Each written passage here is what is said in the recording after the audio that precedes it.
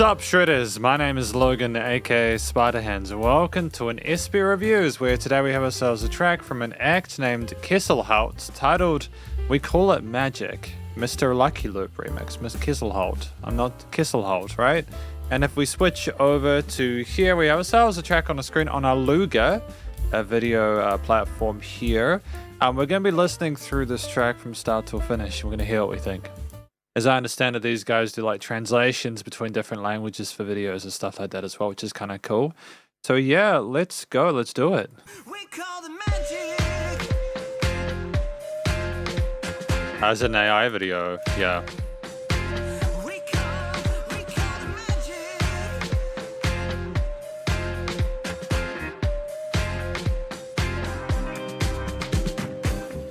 I mean, like, it's so charismatic with all the keys, the guitars, and everything like that. The vocals as well. The studio production's tight. My bedroom apart from the others.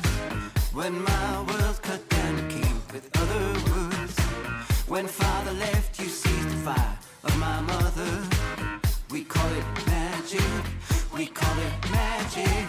We call it the power of a 10. I don't know how your tale can ease my pain, but I feel it right. Falling on my knees, escaping arms in the leaves. We call the magic. My knees, escaping arms in the leaves. And on the floor we say goodbye. Now is weeping. The memory of you became my friend. Well, Matt and I still use your name as our greeting. We call it magic. We call it magic. I like the lady overdubs as well on either side. I think they're really nice and bright and perky. Adds a lot of energy to it. But I feel it right. And falling on my knees, escaping arms in the leaves. You ran a whirlwind of trust.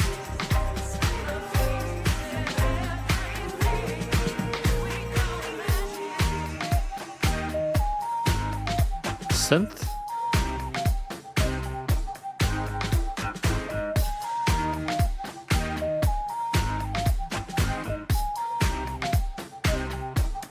It's kind of like a high-end dubstep synth, like a dubstep synth from the early 2010s. If you like, if you like, put it up 3 octaves. I like it. Don't get me wrong. I think it's cool. Escaping arms in the leaves. You ran a whirlwind of trust.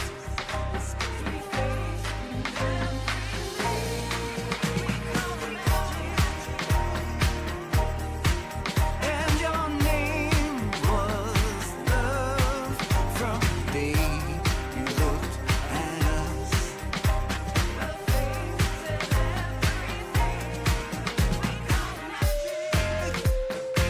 We call magic. Hell of a kick to that bass tone as well. The bow, the bow. I like the compression on that bass track. It gives it a great sense of definition to its tone. We call magic.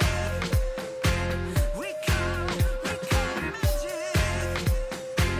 We call magic. We call magic.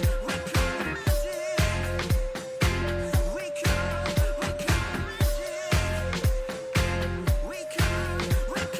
magic. We call magic. Okay, so there's quite a lot going on in this track. We're going to talk about it more in the conclusion. I have a vague idea about what it's about. But yeah, see you in a moment. Guys, welcome to the conclusion of my review of this track from an act named KESSELHAUT titled, what was it titled? It was titled We Call It Magic. It was the Mr.Luckyloop remix. So cheers to both Mr.Luckyloop and KESSELHAUT for putting this track forward. I think the video itself is showing both. I'm not going to comment on the video too much. I think that there's a lot to appreciate with the story and the extent that, how do I describe it? I feel like there is some additional nuance that I'm missing here. I'm trying to sort of like connect the dots. Is it about calling the love magic, because I didn't get all the lines clearly. I think some of them would, and I know there were probably captions here, I just couldn't figure out how to get the captions working on this. As I'm not having a go at the website or anything like that, I just couldn't see the captions on here. Maybe there's something I'm missing on another side of the screen. But anyways, either way, I think that it's talking about how like the love is magic and the connection you share with that other person and stuff like that, and how when you lay eyes on them and stuff like that, it just kind of flutters and glows and stuff like that. And I think there's a lot of happiness with it. Was the sense of kind of sort of swanky sophistication with it. We call it magic. They weren't trying to be too over positive about it or like too cheery about it. It was trying to be suave whilst also being thankful for the connection that they have. I think there's a line about like lying on the floor or something like that at some point as well. So I'm trying to figure out whether the love left them in that state or something like that. I could be wrong though. I think the vocals were solid. I appreciated both the main male vocalist, I think KESSELHAUT, as well as the lady vocalists on the side with their occasional backing vocals. They had some interesting melodies there. Their vocal technique was tight. And I think that they were very like harmonious. They contributed quite a lot, in regards to the backing parts of the arrangement, and I think they also had their own identity within the mix with some really sort of easily identifiable hook lines, as well as some really slick sequencing and movements through the verse sections and stuff like that as well. They were comfortable in the head and chest voice and had great presence in the mix. The track itself of 3 minutes is nice and short. It's not elongated by unnecessary kind of filler or anything like that. Everything that was in here made sense and was relevant. I feel as if it was really well considered and well structured. We had verse and chorus sections as well as instrumental kind of repeats there, just going over the main themes and stuff like that. We had several distinct chord progressions and patterns throughout the track, which made it made the song a bit more interesting to listen to, primarily because there was that sort of harmonic and variety and diversity to it. It sucks when there's a track and it's like 3 or 4 minutes and it's the same thing the entire time. It just gets a bit dry, even if you take away or add new instruments as you go along. It'd just be a little bit too kind of... We didn't have that issue with this one. I thought the guitars were kind of zazzy with the bar chords that were playing and stuff like that. I thought that they were nicely panned on the mix. The bass line with the way it was compressed and didn't just stick with the root notes. I think we went up the octave occasionally then, and maybe some slap bass or something like that. A great sense of funk to it. The groove was absolutely palpable and it was really strong sounding, and it had a great amount of oomph to it that really added to the energy of the overall experience. The drums were fantastic. I think we had some interesting patterns there with the cymbal kicks and snares and stuff. We were articulate across the kit without being too overbearing on it. We were supportive without trying to take too much kind of focus, because the vocals were the main focus throughout a lot of the song. We did have like a lot of sort of like keywords. I think we had some organs and maybe even some like piano keys, and we had like a synthy kind of lead solo-ish thing there up in the high register with a few like wah kind of triplet bits going on there. And I think it was kind of dope. It was a tone for lead instrument I haven't really heard before and ever. And I liked that we were trying something different with that approach there. I don't know what it was meant to add in regards to its... Is it like...